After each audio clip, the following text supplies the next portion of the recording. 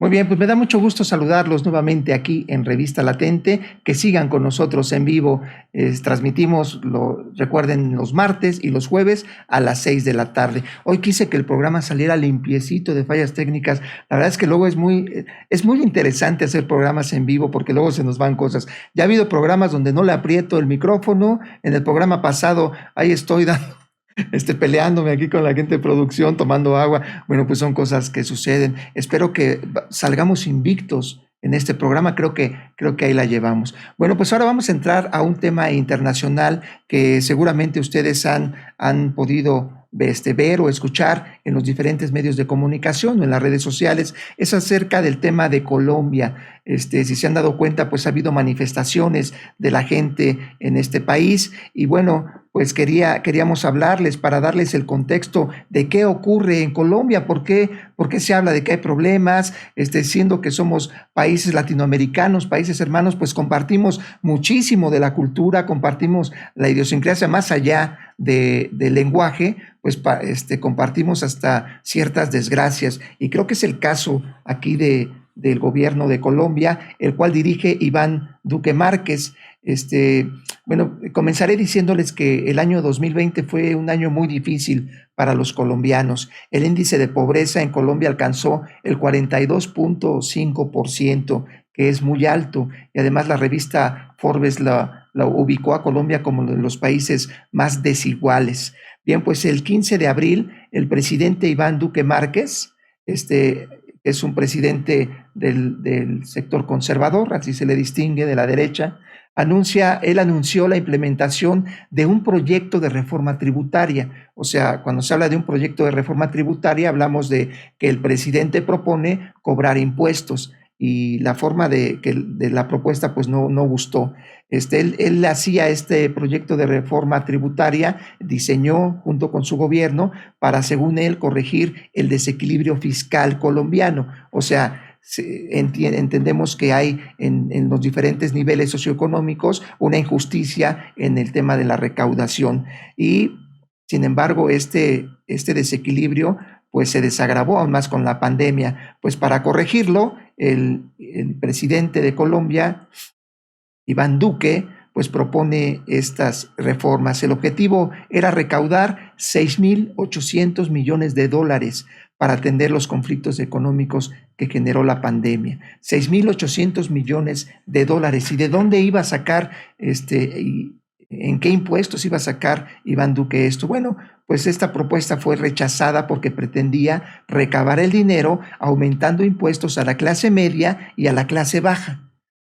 Nosotros conocemos de eso, cuando hay gobiernos que solamente quieren beneficiar a la clase privilegiada, no sé por qué razón, porque eso, pero bueno, así hay gobiernos. Afortunadamente creo que eso no está ocurriendo actualmente, pero así ocurría.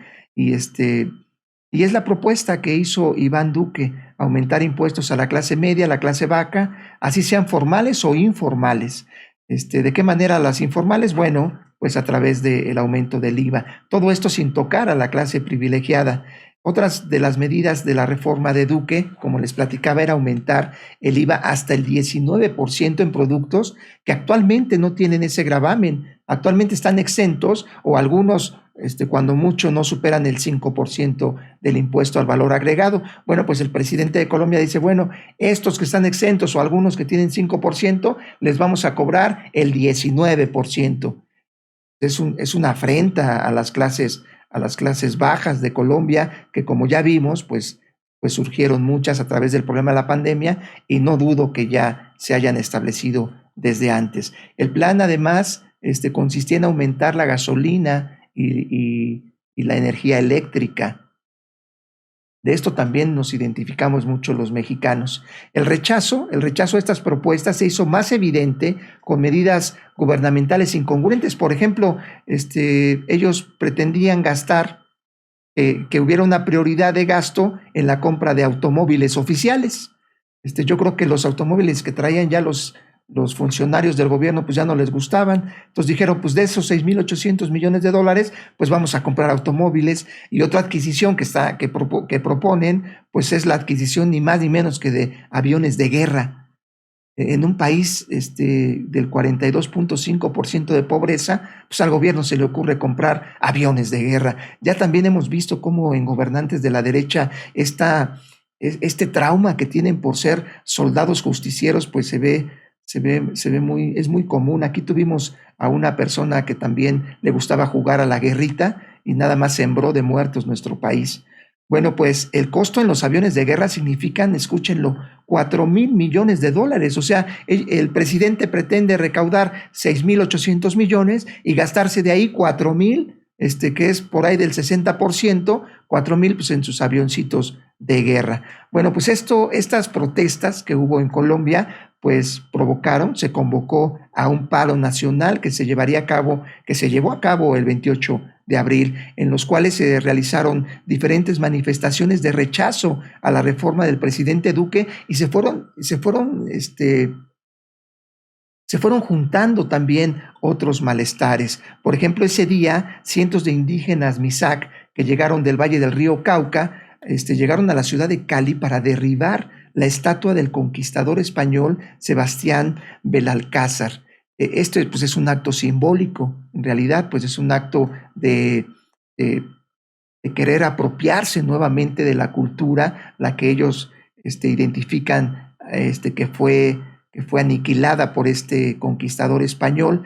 Estos indígenas colombianos dicen que Sebastián Belalcázar lo consideran como un genocida. Y bueno, pues hay una pretensión de justicia después ya de tantos años. Esta estatua ya la habían derribado antes, el 16 de septiembre de 2020, lo que habla que ya estas manifestaciones pues, pueden ser la continuación de aquellas que se vivieron también en Colombia en el año 2019. Vamos a ver las imágenes de cómo derriban estas personas la estatua en Cali.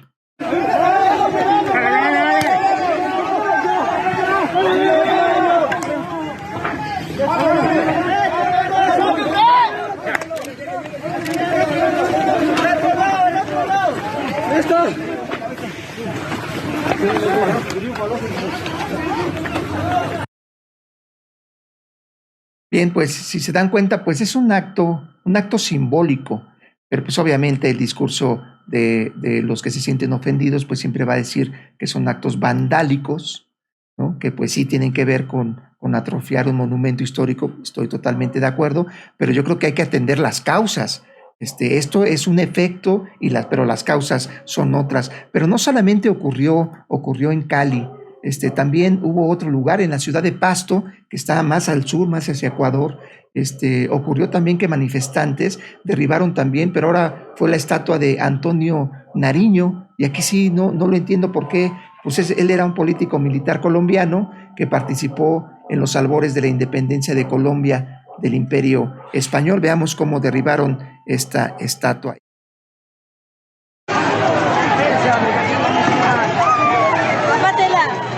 Ya, abajo. Que la tiren.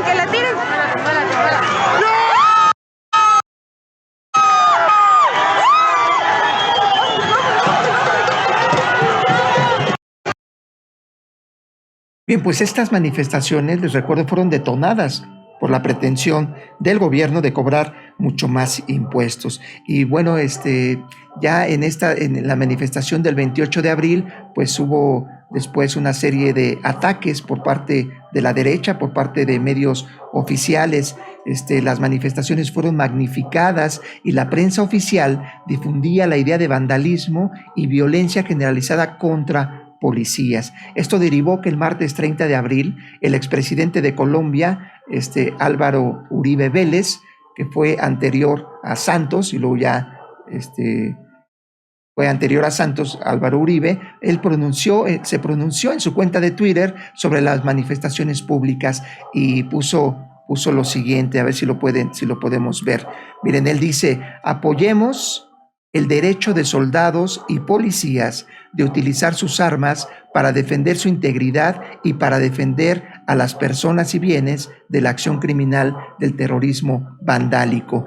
Pues muchos lo tomaron como una provocación, como una incitación, más bien dicho, al ejército, a la policía en particular, para detonar sus armas en contra del pueblo. Ya saben que en cualquier manifestación pública solo basta con poner la etiqueta de vandalismo, la etiqueta de delincuencia, y no dudo que también haya grupos que estén infiltrados o que también quieran llevar agua a su molino y que sean parte del crimen organizado, pero no se puede generalizar a toda la manifestación. Y lo que dijo Álvaro Uribe, pues fue algo muy grave, que mucha gente piensa que fue el verdadero detonante de la represión violenta que sufrió el pueblo que se estaba manifestando. La empresa Twitter bajó inmediatamente este Twitter, ya no lo pueden ver en la cuenta de Álvaro Uribe, aquí se los rescatamos, pero la cuenta Twitter hizo lo que hace constantemente, mete censura, en este caso pues fue para prevenir que siguieran más actos de violencia, y le retiró este Twitter a Álvaro Uribe. Pues las manifestaciones continuaron y se dio pues lo que hemos visto en muchas escenas, la fuerza del Estado contra el pueblo, y definitivamente nunca se va a comparar la fuerza del Estado, que además pagan los propios contribuyentes, contra un pueblo que cuando mucho tendrán palos y piedras, o por lo menos es lo que se ve en las escenas. Se habla muchísimo acerca de que también del otro lado pues había violencia, había algunos policías quemados con bombas Molotov, y sí, no lo dudo, y efectivamente desde este lugar pues tenemos que ser enfáticos en que no estamos de acuerdo en ningún tipo de violencia, pero también hay que ser claros en que todas estas manifestaciones pues siempre llevan un tema de control encima. Criminalizar las manifestaciones públicas ha sido una constante de los gobiernos tiránicos, en particular de los gobiernos de derecha. Les voy a mostrar 3 videos solamente acerca de la violencia que vivió el pueblo colombiano, desgraciadamente a manos de su propia policía.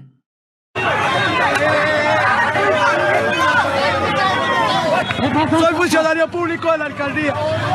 ¿Qué pasó? Me golpeó agredió un policía.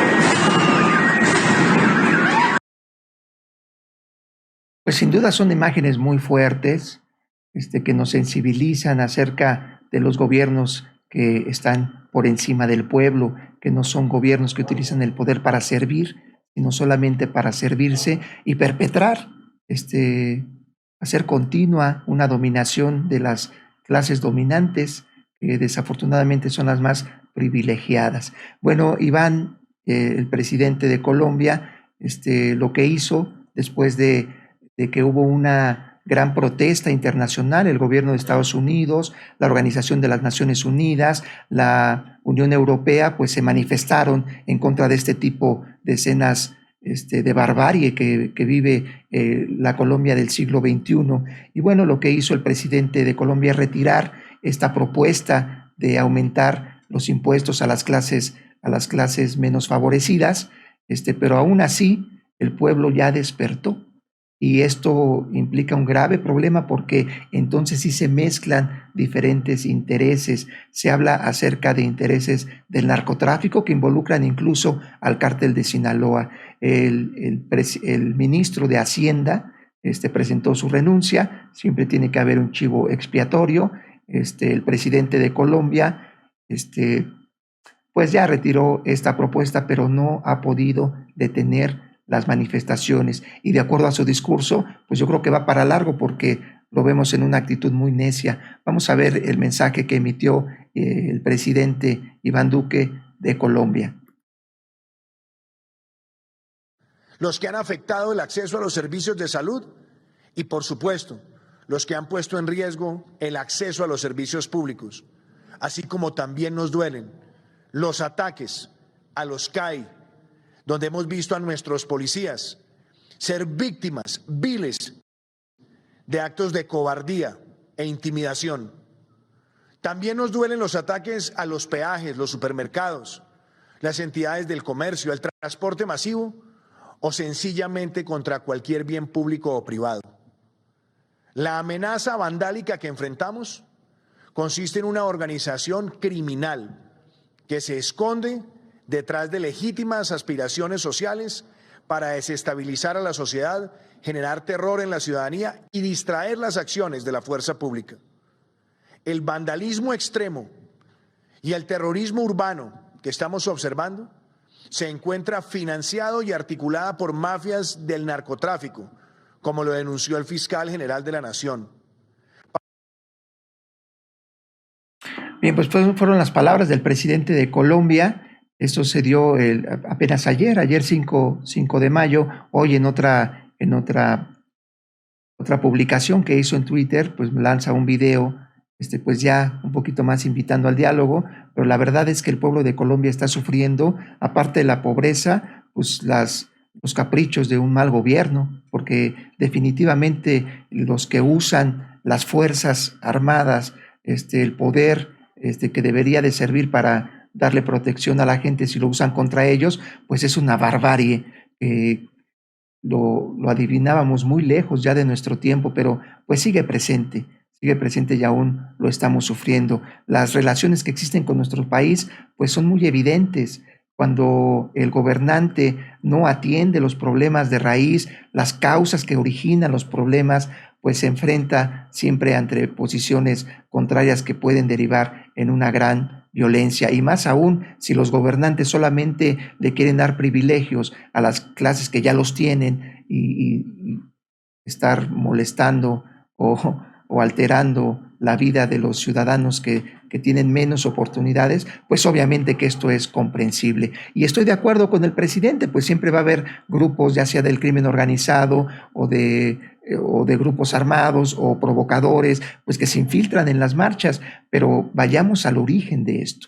El origen, reprimir a la gente sin poner en cuenta que haya un juicio, ¿no? Hablaba un senador de Colombia que para él estaba bien que se disparara a los vándalos criminales, y yo me imagino que no hay Estado de Derecho, que no sería lo conveniente capturarlo y hacerle un juicio, y si es culpable, pues sentenciarlo. Hasta donde yo sé, en Colombia no existe la pena de muerte, así como para que la policía vaya y dispare de manera frontal a la gente. Estamos hablando de más de una veintena de muertos. Las facciones de izquierda hablan de más de 50 muertos y los de derecha hablan de 10 muertos. Así haya sido uno, es totalmente terrible, y se cuentan también con centenas de heridos, 800 heridos. Se ven escenas que seguramente ustedes ya vieron de la policía sacando a rastras de su casa a personas. La verdad es que es un tema que nos recuerda el régimen de Pinochet. A mí en lo particular en México me recuerda muchísimo la matanza de los estudiantes de 1968. De verdad, ojalá que eso no vuelva a ocurrir en nuestro querido país y en ningún país de Latinoamérica.